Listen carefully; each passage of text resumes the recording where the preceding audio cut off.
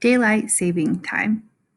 Once a year, many people around the world set their clocks forward 1 hour. We say they spring ahead from standard time to daylight savings time, DST, or summertime, as some countries call it.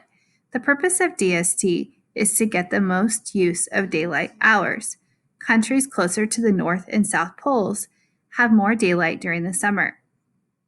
As a result, DST begins in late winter or early spring and lasts through late autumn.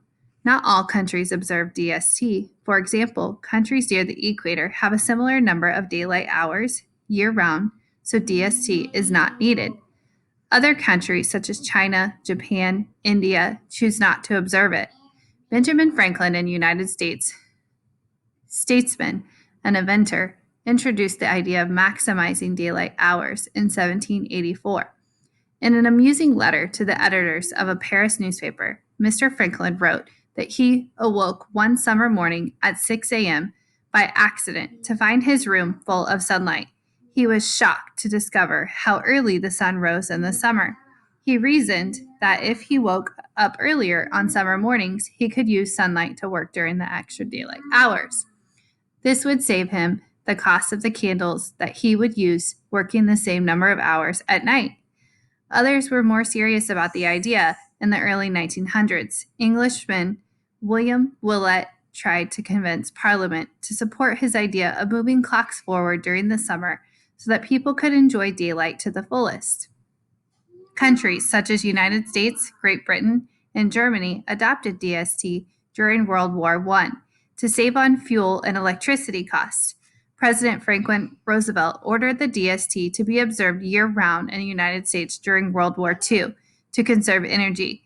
President Richard Nixon also lengthened DST from 6 to 8 months during an energy crisis in the mid-1970s. From 1945 to the mid-1960s, the use of daylight savings time in the United States was not consistent. No national law required states to observe DST. If state and local governments did observe it, they decided when DST would start and end. In 1966, President Lyndon Johnson signed the Uniform Time Act.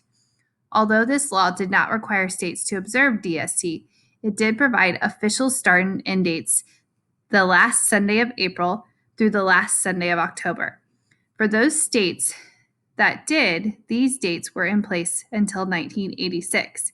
From 1986 to 2007, DST began on the first Sunday in April and ended on the last Sunday of October. In 2007, President George W. Bush signed a new energy bill into law that extended DST by 4 weeks. As a result, DST now begins on the second Sunday of March and ends on the first Sunday of November.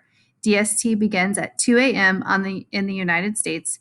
All but 2 states, Hawaii and Arizona, observe daylight savings time. Now you will go through and answer these questions on your paper.